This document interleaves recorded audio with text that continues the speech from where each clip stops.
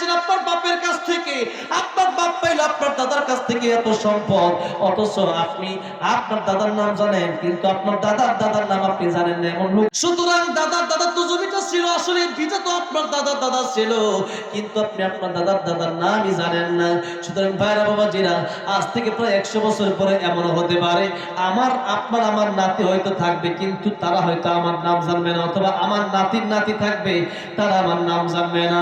এই জন্য নবী বলেন, যা খাইলা, যা পড়লা, যা আমল করলা, এটা তোমার, আর কিচ্ছু তোমার না। খাইলা, যা পড়লা, খাওয়ার পরে হজম হয়ে গেছে, এটা তোমার, আর যা পড়লা এরপরে কাপড় পুরান হয়ে গেছে, এটা তোমার, তুমি পুরান করছো কইরা।